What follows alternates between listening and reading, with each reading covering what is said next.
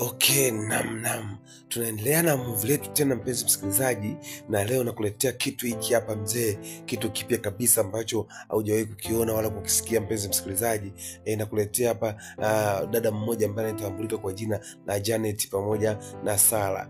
Janet na Sara ni mtu na mtoto wake ambao walikuwa wanakaa nyumba moja ya kitajiri sana, ambayo nyumba hakika ilikuwa ni ya kitajiri, na mume wake yani babake na Sara alikuwa ni tajiri sana na alikuwa na pesa ndefu sana.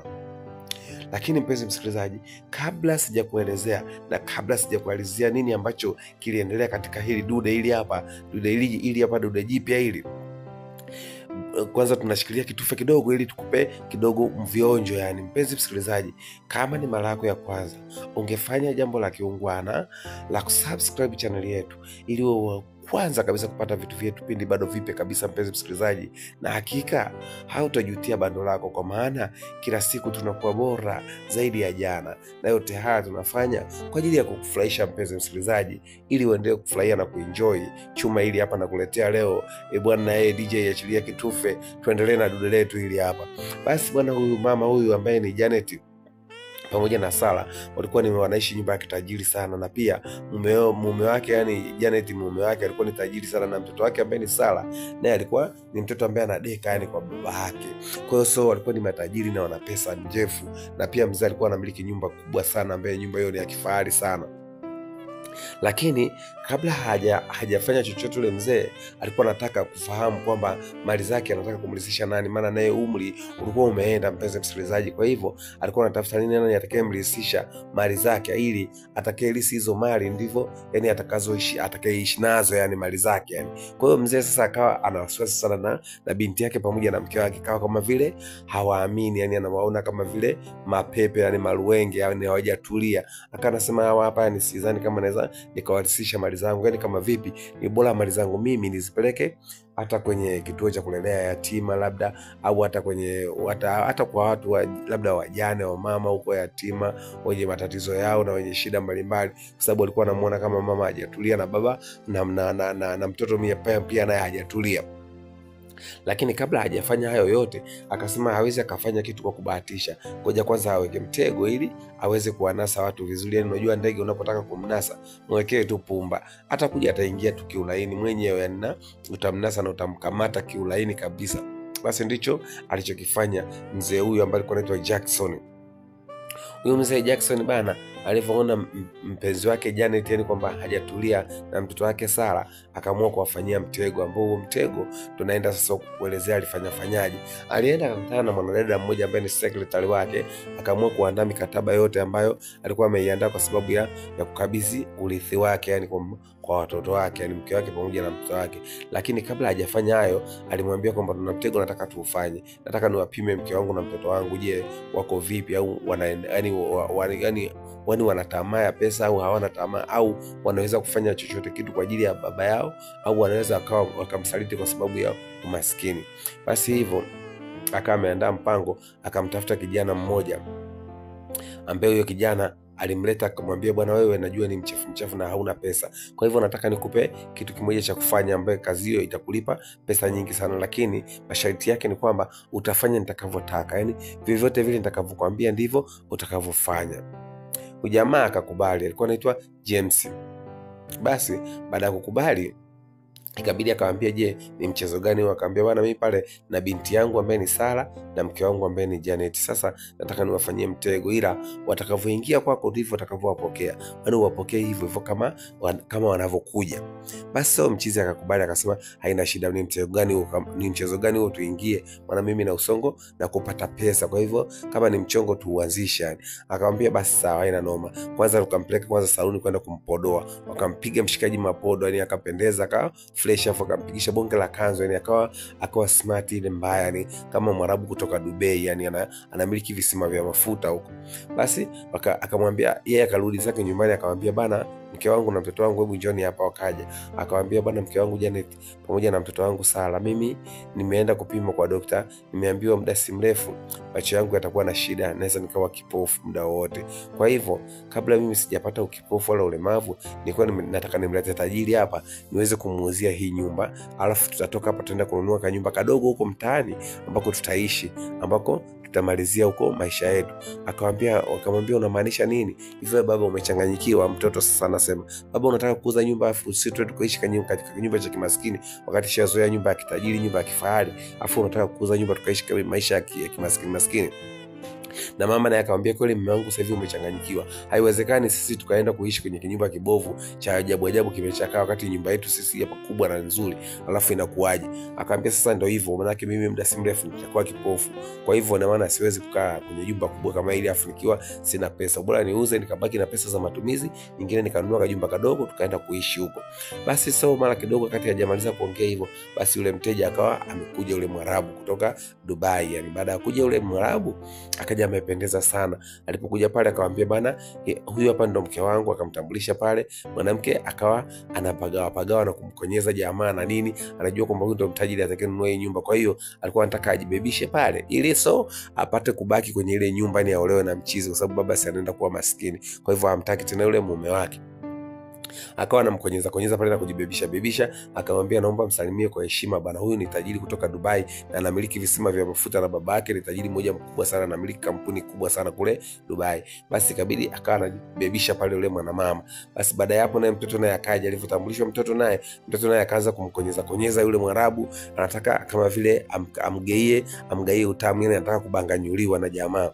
Basi jamaa naye akawa anatakiwa afanye kama alivyoelekezwa yani na mzee. Akamwambia kwamba utakachokifanya ndicho nitakachokuelekeza, yani vyovyote atakavyotaka wewe wafanyie hivyo hivyo. Basi baada ya hapo akawatambulisha na nini. Baada ya kuwatambulisha, jamaa akawa ameondoka, amesema ngoja kwanza niende nyumbani mara moja Dubai, afu nikirudi nakuja kufanya mambo. Basi akawa ametoka. Baada ya kuondoka, basi mzee akawa anaendelea kuishi, lakini wazazi wake akawa wanaanza yani ile mke wake akawa anamsema sana, anamwambia wewe ni mpumbavu mkubwa, maskini mkubwa wewe, yani sasa hivi tena unaenda kuuza hii nyumba, ndio utakuja kuwa maskini wa kufanya hapa, hamna kitu tena hapa. Basi naye mtoto akawa anamwambia wewe mtoto, yani anamwambia babake, wewe ni mpumbavu tu, una lolote sasa hivi utakuwa maskini yani sisi hatuwezi kutoka kwenye hii nyumba, labda utatoka wewe. Basi sio siku yote na akawa kaja yule Mwarabu. Baada ya kufika pale akawa anampokea kwa bashasha sana. Alimpokea binti yake. Baada ya kumpokea akawa anataka anamwambia, sasa bana, mimi nataka nikupe mzigo hapa sebleni, nataka unibanganywe hapa sebleni, yani kwa sababu wewe ndo mimi nataka unioe mimi, alafu tuishi katika hii nyumba, babangu atakapouza hii nyumba ili wewe mimi ndo niwe mke wako. Basi kabla hajaanza anataka kuvua nguo pale, ikabidi mchizi akawa anamwambia yule Mwarabu, sasa anamwambia, bwana usivue nguo hapa kwa sababu mazingira sio fresh nini, hapa ni sebleni. Je, mama yako akija akikukuta? Akamwambia, mamangu hana shida yoyote, wala hata usiwaze. Mara kidogo kabla hajaanza kufanya yake, mama akawa kaja pale. Kwa hiyo yule bidada akawa kachukia sana, akawa amekasirika, anasema umekuja kuniharibia mpango wangu. Naye mama, ni vipi? Mama akamwambia, mimi naenda kwanza kule, unaitwa kwanza na baba yako kule. Basi baada ya kuondoka yule jamaa amebaki pale yule stazi, ikabidi yule bidada sasa akawa anamwambia, bwana mimi ndo mpenzi wako, yani mimi ndo nataka unioe mimi hapa, tuishi hapa katika huu mjengo, na pia huyu mume wangu atakapokuwa ameshaondoka, maskini mkubwa huyu, basi atakuwa sisi tutamtelekeza huko, ataenda mwenyewe huko katika kajumba kake kadogo, lakini mimi nitaishi kwenye hii mjengo, yani nataka kuishi na wewe. Akana papasa pale na kumshikashika. Basi jamaa akawa anatetemeka, anashangaa na kushtuka kuona kwamba mbona anafanywa mambo makubwa hivi, lakini alishaambiwa kwamba afanye vyovyote vile atakavyoambiwa. Basi mchizi akawa anasema, basi usijali, ndio tutalirekebisha, tutaliweka sawa. Akawa anamplease yule mama. Baada ya hapo akawa ametoka zake, ameondoka tena. Baada ya kuondoka, siku nyingine ya asubuhi, tunaona asubuhi kabisa mzee anaamka akiwa haoni. Anamwambia mke wake, mbona sioni chochote? Na ndo daktari alishaniambia kwamba muda si mrefu nitakuwa sioni. Na kweli hivi sasa sioni chochote. Akawa anapapasa kama vile ni kipofu, yani anajifanya kipofu kabisa, haoni. Basi yule mama akasema, yani wewe ndio kuisha habari yako, yani mbwa mkubwa wewe, mpumbavu, sasa hivi umeshakuwa kipofu. Sasa utauza hii nyumba na utaenda kukaa huko mwenyewe, sisi tutabaki hapa. Basi akawa ameondoka pale na kwenda sebleni. Mara kidogo mchizi akawa kafika, yule Mwarabu ambaye ananunua hiyo nyumba. Mwarabu baada ya kufika akawa anazunguka kuangalia nyumba, akamkuta yule binti yake pale. Binti yake akaanza kuvua nguo, anataka ampe jamaa utamu, yani jamaa mbanganyue kabisa live. Akamwambia, bana haifai bana, sio vizuri bana, hii sehemu ni sio salama kwa kufanya kitu kama hicho. Akamwambia, basi nitakutafutia sehemu nzuri ambaye tutaenda kufanya kwa utulivu, yani nataka unibanganyue mpaka hadi nilegea, yani nibaki kwenye hii nyumba. Basi mama akaja pale akamwambia, babako anakuita huko ndani, hem nenda chapu. Mtoto akakasirika akaondoka kwenda kwa babake. Kufika kwa babake akamwambia leo nina ahadi na yule Mwarabu ananunua nyumba anakuja, kwa hiyo naomba nitafutie nguo za kuvaa. Basi mtoto akawa anakasirika pale, anamwambia baba, wewe mtoto wa malaya kabisa, pumbavu, yani wewe unakuja unaanza kutuletea shida kwa sababu ukishakuwa kipofu sasa hivi unaanza kutusumbua. Achana na sisi bana, mambo yako ya ajabu. Akamwambia baba, ni sawa, lakini wewe hata kama unanitukana mimi sawa, ni babako tu, hata kama nimekuwa kipofu, lakini naomba nisaidie nguo mimi nivae niende nikaonane na huyo Mwarabu tuweze kuongea. Basi wakati huko wenyewe anaongea na baba anatafutiwa nguo na yule binti yake, huku mama akawa ameshavua nguo zote kabisa, yuko tayari kumbanganyuliwa na yule Mwarabu. Basi Mwarabu hakuwa na iana, akasema kwa sababu umeleta mwenyewe mimi naipiga. Kweli akaibanganyua mzee, akaibanganyua pale sebleni kwenye makochi, akaibanganyua, na kati anabanganyua ule mzigo huku kamera zilikuwa zinaangalia, kwa sababu pale ile nyumba nzima imetegwa kamera, na mzee alikuwa amefanya vile makusudi, yani kila kitu ili aweze kurekodi na aweze kufahamu nini ambacho kinaendelea anachokifanya mtoto wake pamoja na mke wake. Basi mke wake akawa amebanganyuliwa pale. Baada ya kubanganyuliwa, basi ule bidada kule Sara kama mtafutie babake mavazi. Babake baada ya kuvaa mavazi wakawa wanaenda zao sasa sebleni. Wakati wanaenda sebleni, wakamkuta mama tayari anajishebedua tu pale. Sanajua mzee haoni, ameshabanganyuliwa tayari, yuko pale ananukia tu upwiru, yani ameshagongwa mzigo. Basi baada ya hapo ikabidi mtoto akamwambia bana, baba ameshafika. Kwa hiyo wakawa wamepangilia pale mambo yao, akaongea mawili matatu na yule Mwarabu anajua kila kitu na anafahamu kila kitu, na alikuwa ni maskini tu, lakini anaonekana bonge la tajiri, anakuja na gari kali na nini na maisha mazuri, umeona. Kwa hiyo mama akawa ameshadata tayari kwa yule Mwarabu, anajua kwamba huyu mimi, yani kama akishanigonga hivi mzigo, na maana lazima tu atanioa mimi, nikae kwenye hii nyumba, sitaondoka kwenye hii nyumba ya kitajiri kama hii, nani anaondoka bana. Basi baada ya kutoka hapo, ile Mwarabu kati anatoka sasa, anafika nje pale mlangoni, akakutana na mtoto wa mtu sasa ambaye ni Sara. Sara akamwambia bwana, mimi haiwezekani, nataka unibanganywe hapa leo, tuko nje hapa, hamna anayetuona, wote wako ndani, mama yuko ndani na baba yuko ndani, nataka unibanganywe hapa. Jamaa akamwambia sasa, hapa si mlangoni, hapa nje tena inakuaje? Akamwambia njoo hapa, kuna kachocho. Basi ikabidi mtoto naye akaenda kaanza kuvua nguo, anavua mikanda yake ya nguo nini, kufungua gauni lake ili aweze kubanganyuliwa. Mchizi hakuwa na iana, akabidi abanganywe tu utamu, kwa sababu umekuja wenyewe bana, yani unaambiwa, yani zali la mentali, yani limemwangukia mchizi, yani unaambiwa fisi nani mbuzi kafia buchani, yani kwa hiyo watu ni nyama tu. So mchizi akabanganyua, akamaliza. Baada ya kumaliza kubanganyua, basi akawa amejisapia. Baada ya kujisapia, huku maisha yakawa yanaendelea. Kesho yake pia tena akaja. Baada ya kuja sasa, yule mama sasa akawa anafanya sasa dharau mbele ya mume wake hapo. Sasa najua mume wake haoni, pale akawa anamvulia nguo pale na mume wake akiwepo, anamwambia bana, wewe banganyua bana, huu mzigo ni wako sasa hivi, yani wewe banganyua unavyotaka. Mzee basi naye anavumilia tu, hataki kuharibu dili lake ili misha yake isiharibike. Akawa anaangalia tu jinsi jamaa anavyobanganyua mzigo pale sebleni, na yeye akiwa anaona kabisa anambanganyua mke wake, yani live. Na pia akitoka hapo, naye mtoto naye anashoboka, naye anataka kubanganyuliwa pia, naye mtoto naye anabanganyuliwa. Kwa hiyo jamaa kana banganyua wote, baba na mama. Maisha yanaendelea hivyo, jamaa ka anaendelea naye kuigiza kama kipofu. Yule mzee mambo yanaenda vibaya, anatukanwa, anasemwa, anasukumwa, ananyimwa chakula, mambo yakawa ni ovyo, walimtendea ubaya wa kila aina mama na mtoto wake, wakiwa wanamfanyia yule mzee kwa kujua kwamba ameshafilisika na ni maskini, kwa kujua kwamba tayari yule tajiri, yule Mwarabu ndo atakayenunua hii nyumba na ndo atakayekuwa ndo tajiri, kwa sababu ana visima vya mafuta huko kwao, afu maisha mazuri, afu babake anaye pesa. Kwa hiyo wenyewe wataenjoy tu, wataendelea kula maisha mazuri.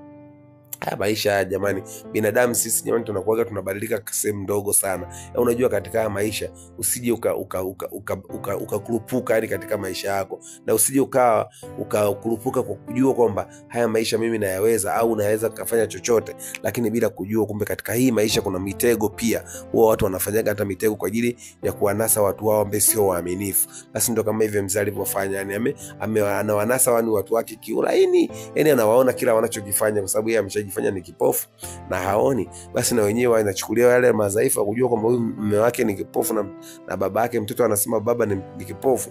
Basi wanafanya vitu vya ajabu ambavyo ni vya kujidhalilisha live, yani kila mtu analiwa na yule Mwarabu, yani anabanganywa kwa wakati wake. Jamaa anaendelea kuenjoy, anakuja na gari kali, pesa anayo nini, lakini pesa zote anapewa na yule mzee. Yani sekretari kule ndo anafanya mambo yote, sekretari wa mzee kule ofisini. Kwa hiyo anakumwambia tu, bwana, leo unahitaji nini? Anamwambia leo unahitaji gari hii, anatoka na ile gari, na leo nataka pesa hii, anapewa ile pesa, anaenda kuenjoy. Akifika pale kwa kina wale wakina mama pamoja na mtoto wake, basi wanapagao kwa kujua kwamba jamani tajiri anakuja kila siku na gari mpya na anakuja na pesa kama hivi, basi anaendelea kuwakula tu bila shida. Yani mzee anaangalia tu dili zima analicheza yeye, ndio sterling mwenyewe. Kwa hiyo dili nzima, mchongo mzima anauona tu na anavumilia tu.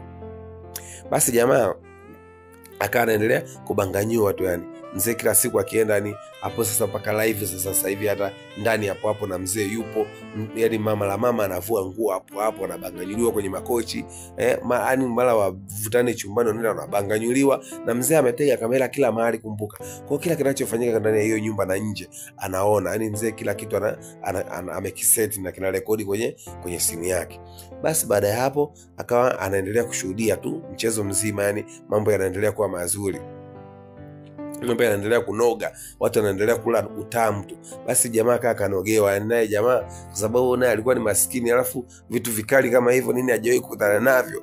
Basi akawa anajua sasa hapa ndo patamu, hapa mchizi wangu. So unajua hata kama ni wewe hujawahi kukutana na vitu kama hivyo mzee, yani wale wa mademu wa wanaita piskali, yani wewe unabaki kuwaita shemeji tu. Sasa jamaa akawa sasa piskali anawaita wake sasa, kwa sababu wote piskali wawili, mtu na mtoto wake, wote anawabanganyua, alafu kiroho safi, yani anakula mzigo, yani hata hawazi, kwa sababu ashaambiwa fanya chochote yani watakachokitaka wao, kwa sababu yani yeye ameshapewa go ahead kwamba maliza, yani usiogope kitu. Basi jamaa akawa anabanganyua, uwezi amini, anakula mzigo kama kawaida, haogopi chochote, yani akipewa sebleni anabanganyua, akipewa huko nje anabanganyua, mtoto anabanganyuliwa, mama anabanganyuliwa.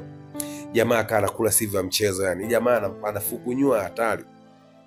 Basi uwezi amini mambo yakawa yamenoga kweli. Jamaa akawa naye kila siku anakuja pale, si anajifanya kwamba nyumba kashainunua ni ya kwake. Kwa hiyo maana anasubiria tu kama watu ni kuhama, wahame zao pale, waondoke zao, na mzee naye anaendelea kujifanya vile vile kama kipofu na nini, maisha yanaendelea. Jamaa anakuja anambanganyua mke wake, anambanganyua mtoto, anaondoka. Basi wenyewe wanajisikia raha, wanajua tumeshamshika huyu, yani yule mama anajisikia raha, anasema tumeshamshika huyu jamaa, sasa hivi nimeshamkamatia, ni wa kwangu, hawezi kuniacha. Sababu kama hivi anajisikia raha, kila siku anakuja anataka kunibanganyua, basi ameshanogewa huyu. Na mtoto naye anasema huyu mimi na lazima atakuwa wangu, kwa sababu wote wanampa kivyake kitofauti yani. Kwa hiyo mama na mtoto wote bado hawajajijua kwamba kila mtu anabanganyuliwa, maana kila mtu anajishobokeza kivyake. Mtoto anajishobokeza kivyake na mama naye anajishobokeza kivyake. Kwa hiyo kila mtu analiwa kwa wakati wake.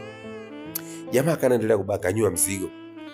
Mzee akawa anasikitika, anaona yote yale, anasema kweli hapa sina mke wala sina mtoto, kwa sababu hii familia ndio maana nilihisi tu nilichokuwa na kisi ni cha kweli. Hapa hamna mtoto hapa, wala hamna baba na mama. Na mama alikuwa anavompa mapenzi anampa, hata mume wake akiwepo hapo anampa.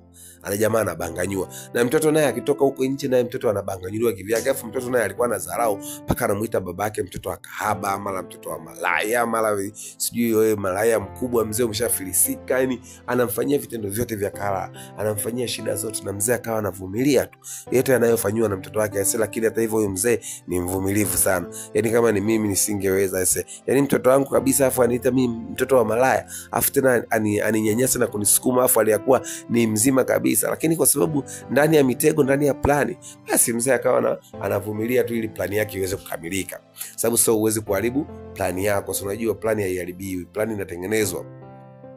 Basi mzee akawa anaendelea kuvumilia. Basi kule akienda kule nyumbani kule, jamaa kule anajifanya anaenda Dubai, kumbe anaenda zake tu kule ofisini kwa mzee, anaendelea kuenjoy na sekretari, wanapiga mastori, wanasema mambo yanaenda sawa, mwanangu na wabanganyua balaa, na mhadisia sekretari kwamba bwana huko mambo yamenoga, yani mtoto anabanganyua, mama anabanganyua, yani jamaa akawa anaenjoy kiukweli. Na watoto ni piskali, sio mchezo yani, watoto wameiva, watoto sio matajiri, watoto wamekulia mboga nane mzee, watoto yani shavu kivuta baba paka stendi, hatari yani, mambo yamenoga. Basi jamaa kanaendelea kubanganyua mzigo taratibu yani. So siku hiyo mama sasa akawa anataka avunje ukimya. Sasa siku hiyo akawa amekuja mtoto wake, yuko hapo, na mtoto wake sasa wa kike huyu ambaye ni Sara yuko hapo, na mama hapo anataka abanganyuliwe na jamaa ili amzilishie mtoto wake kwamba sasa hivi huyu ni baba yako. Yani kale kijana yenyewe ni kadogo, yani uweze amini hata sio mtu mzima kivile, ila hizi pesa hizi laana tulai, pesa hizi zitatupeleka mbali sana. Mtoto alikuwa ni mdogo, lakini mama ndo hivyo anazagamuliwa tu, yani anapewa tu hapo hapo utamu mbele ya mtoto wake. Basi mtoto sikio naye akame ameamua kuvunja ukimya, akamwambia bana mama, huyu ni mpenzi wangu mimi, na naye mama anasema huyu ni mpenzi wangu mimi. Basi pale haikupita dakika 2 walianza kugombana pale na kutaka kuanza kupigana. Walipotaka kuanza kupigana, ikabidi mzee pale akaamua sasa huu ni ushenzi, unadeki. Akatupa fimbo kule, akatupa miwani, akamwambia sikizeni waambieni, hichi mnachokifanya mimi sikipendi kabisa. Nyinyi sio waungwana na wala sio binadamu kabisa, kwa sababu kila kitu mlichokuwa mnakifanya mimi nilikuwa nakifahamu, na hii yote ilikuwa ni ndani ya plani. Na huyu jamaa unayemuona hapa, mimi pesa zote ndo namwezesha, magari yote ndo namwezesha, na wala sio tajiri kama mlivyokuwa mkidhania. Huyu ni maskini ambaye nilimwokota tu kwa ajili ya kucheza naye mchezo ili niwapime nyinyi. Leo nimegundua nyinyi mama na mwana wote hamna akili, na hata kuanzia sasa hivi sitaki hata kuwaona hapo kwangu. Hasa wewe mtoto wangu umeniita hadi mimi mtoto wa kahaba, mtoto sijui wa malaya. Kwa hiyo kuanzia sasa hivi sitaki kuona hapa kwangu. Jamaa mara kidogo sekretari akaja pale pamoja na dokumenti zote ambazo alikuwa anataka kuwasainia kwamba awakabidhi mali. Mzee akasema hizi hapa mali nilikuwa nataka niwakabidhi nyinyi mke wangu pamoja na mtoto wangu, lakini baada ya kuwapima na kuona hamna maana, sasa hivi nitazipeleka hizi mali kwa watoto yatima. Bora nikawagaie yatima na wajane wafurahi na kuenjoy hizi mali kuliko kuwapa wapumbavu kama nyie. Yani baba na mtoto, mama na mtoto wote mnaenda kushare na kijana mdogo kama huyo. Hasa wewe mama mpuuzi mpumbavu, unaenda kutembea na kijana kama huyo ambaye ni sawa na mtoto wako, unaenda kumvulia nguo. Mbona mnanizalilisha hivyo? Wakabaki wametoana macho tu pale, aibu yani mzee kimewashika. Kumbe wameliwa na mtu ambaye ni maskini kabisa, ambaye hana hata 100. Ulikuwa ni mtego tu wa mzee. Dingi liliamua kufanya mambo, liliamua kufanya vitu vyake vya kiutu uzima ili ajue uaminifu wa mke wake pamoja na mtoto wake. Kwa hivyo akasema nyinyi hamfai, hata sitaki hata kuwaona. Pale akachukua kibunda akamlipa yule Mwarabu ambaye alikuwa anajifanya ni Mwarabu. Akamwambia bana, nakushukuru kwa kazi yako nzuri na nakushukuru kwa kunifanyia kazi vizuri. Pesa zako hizi hapa. Akamlipa kibunda. Jamaa amekula utamu, amebanganywa mama na mtoto na pesa amepewa. Jamaa kana anawazodoa pale, anamwambia yani nyie ni watamu. Yani mama na mtoto wote ni watamu, nimewabanganywa. Kwa hivyo kaeni vizuri, muangalie. Yote atakayehisi kichefuchefu nini na mimba yangu asitoe, alifuate tu, mimi nitamhudumia. Basi kwa Elini akawa anasepa kwa tambo pale na manjonjo. Basi wakina mama walikuwa wanaumia, nusu wanataka kupasuka, yule mtoto na mama yani wanakasirika, wanataka hata kupasuka. Basi so baba akamwambia bana, mimi siwahitaji tena hapa, nyie jisapieni, sitaki hata kuwaona hapa. Kwa hiyo kuanzia sasa hivi ondokeni. Basi yule sekretari akawa amekabidhi zile dokumenti. Jamaa mzee akawa kazichukua, na mzee anamwambia kwamba kila kitu nilikuwa naona, na akawaonesha ushahidi kwenye simu yake. Akamwambia hizo sio picha zetu, sijui ni kwamba zimeeditiwa. Akamwambia hakuna cha kueditiwa, nimeona kila kitu na mengine nilikuwa naona kwa macho yangu. Kwa hivyo kuanzia sasa siwataki hapa kwangu. Basi ilibidi yule mama na mtoto wake watoke pale kwa yule mzee. Mzee akawa amebaki peke yake na nyumba yake ila kifahari na pesa za kutosha, na akawa amewambia sasa, kuanzia sasa sitaki hata kuwaona hapa tena, na msije mkaja mkarudi hapa, yani sitaki hata kuwasikia wala kuwaona, hata kuwanusa tu harufu yenu sitaki kuwasikia. Basi wakawa wametoka pale, mama na mtoto wakawa wamefika huko mtaani. Hali ni ngumu, mzee wamechalala kinoma, yani wakawa wanafanya kazi ya kuosha magari, wamevaa nguo zimechafuka balaa, mambo ni magumu, wanaosha magari ya watu mtaani anayepita. Hali ni ngumu, imekuwa ni tight. Kitu alichokuwa anakifanya cha kipuuzi kimewagharimu, yani na kuwaletea hali kuwa ya maskini kabisa, hata kuliko hata vile walivyokuwa wanafikiria kwamba wangeenda kuishi na yule mzee. Alivyokuwa anawaambia kanunue kijumba kibovu huko, ilikuwa ni mtego, lakini wao waliingia nzima yani.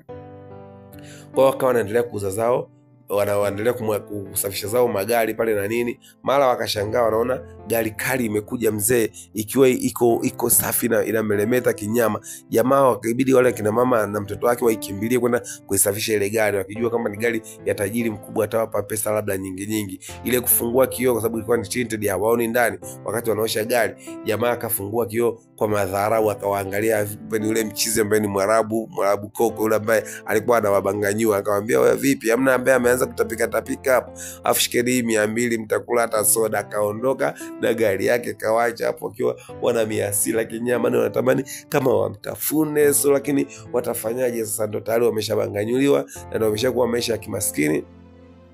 Kwa hivyo wakawa wanauza zao tu, wanaosha zao magari pale. Maisha yamekuwa ni magumu. Mzee huko anaendelea kuenjoy, anakula bata, mambo ni mazuri, mtego wake umefanikiwa, mambo yameenda fresh kama alivyokuwa anataka. Ameshajua wabaya wake na watu wake ambaye hawaaminiki kwenye maisha yake, ameshawatimua. Unajua sometime kweli unaweza ukazaa hata mtoto wako mwenyewe binafsi ambaye umemzaa kutoka kwa tumbo lako, lakini akaja akakusaliti na akaja kufanyia vituko. Kwa hivyo hizi damu tu, kama tunatoa tu damu chafu kwenye miili yetu, lakini unaweza ukatoa mtoto akaja akakusaliti na akaja kufanyia mambo ya ajabu. So ndio kilichotokea kwa yule mtoto, akawa amemnyanyasa sana babake, na mama pia naye akawa amemnyanyasa sana mume wake, wakiwa wanafanya vitu vya ajabu, yani vya kujizalilisha, aibu tupu. Yani wamejivua nguo kwa mtoto mdogo kwa sababu ya mali.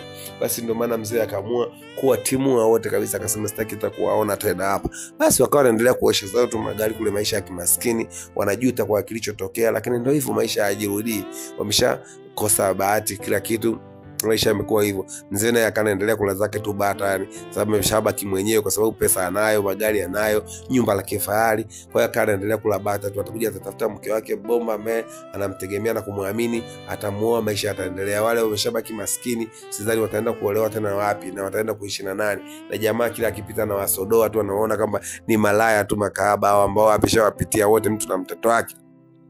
So maisha yakawa hivyo. Kwenye maisha hii kitu inatufunza kwamba tuwe waaminifu kwenye nyumba zetu, na pia tuwe waaminifu kwa baba zetu, na tuwe waaminifu kwa ndugu zetu pia.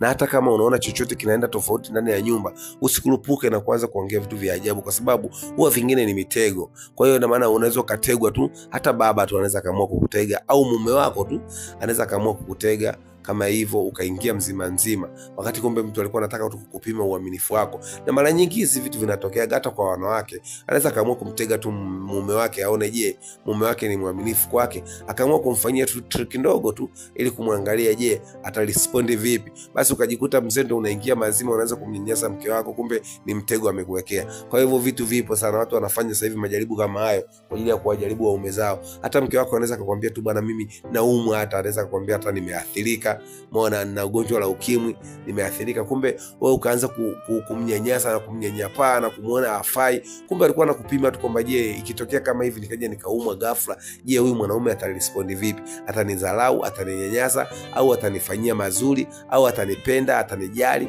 Kwa hivyo unaweza ukajikuta unaanza kumkosea mke wako na nini, afu mwisho wa siku anakuja anakuambia bwana mimi nilikuwa nakudanganya, nikuangalie tu uko vipi, na utaninyanyasa vipi, na utanifanya vipi, au utanipenda, au utanijali? Kwa hivyo vitu kama hivyo vipo. Yani hata mwanaume unaweza kufanya mtego kama huo. Unaweza kumwambia mke wako bwana mimi nimeathirika katika kutembea kwangu, nimejikwaa huko, nikaja nikadumbukia sehemu ambaye sio, kwa hiyo sasa hivi mimi na ukimwi. Mwanamke anaweza akaanza kufanya vitu vya ajabu mpaka akaanza kulala na wanaume wengine, akakukimbia ndani ya nyumba. Kumbe ni mtego tu umemfanyia ili kumpima je anakupenda vipi, na anaweza kukusamini vipi katika maisha yako. Kwa hiyo hivi ni vipimo ambavyo unaweza kuvifanya ndani ya nyumba yako, na ukajua mtu mkweli kwako na ambaye sio mkweli kwako. Hivyo ndo mzee alichokifanya, amefanya kama fundisho kutufundisha sisi ambaye hatuelewi nini maana ya maisha na hawa binadamu tunaoishi nao. Maana unaweza kuwa unaishi na mtu kumbe ni adui kwako, kumbe ni matatizo kwako. Kwa hiyo unaweza kumfanyia mtego kama huo, kumjua mtu mkweli kwako na ambaye sio mkweli kwako. Hivyo hivi vitu vinatufundisha sana, na pia ukiwa unaendelea kuwa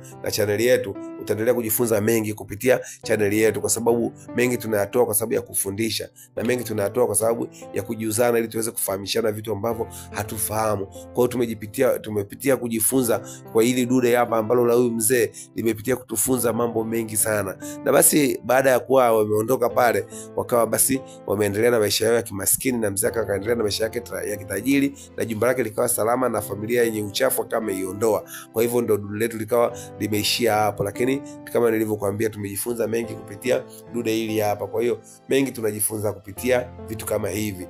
Unapojifunza, unapoishi na familia yako, au unapoishi na mke wako, au unapoishi na mume wako ndani ya nyumba, kuwa makini sana na hizi mitego ndogo ndogo. Kama hivi mtu anaweza katega akakufanya kama anakupima kitu fulani, ukajikuta unaingia mzima. Chunguza kwanza, hebu kaa kwa muda kwanza, angalia je hichi kitu ni sahihi? Anavyosema mume wangu kwamba labda anaumwa, ni kweli? Au mume wangu ni kipofu, ni kweli? Umeona? Hebu kaa kwa makini, muombe Mungu akuondolee mikosi kama hiyo, akuondolee mabalaa kama hiyo, Na kisha onesha upendo zaidi kwa mtu wako, hasa anapokuwa na matatizo au anapokuambia ana tatizo. Onesha upendo wa dhati kuliko hata alivyokuwa anaonesha mwanzo, kwa sababu huenda ni kipimo, anataka kukujua mke wake kwamba ni mwaminifu kiasi gani, ndio maana anakupima kwa design hiyo. Lakini kwa sababu wewe ina maana hauoneshi kwamba unajali vipi au unathamini vipi, ndio unajikuta kama hivyo unadumbukia kwenye mtego ambao haujautegemea. Hivyo ndio jinsi dude letu lilivyotufundisha. Kwa mimi binafsi nimejifunza kupitia hili dude sana tu, na nimejifunza vitu vingi kupitia chuma hili hapa na huyu bwana ambao amefanya mtego mzuri sana huyu jamaa. Mimi nimekubali na pia nimekubali sana hili dude. Kwa hivyo mpenzi msikilizaji, kama ni mara yako ya kwanza, ungefanya jambo la kiungwana la kusubscribe channel yetu ili uendelee kupata vitu vyetu pindi bado vipya kabisa, na hakika utaenjoy na utafurahia maisha yote. Haina shida. Karibuni sana na asanteni kwa kunisikiliza. Tunakutana katika wakati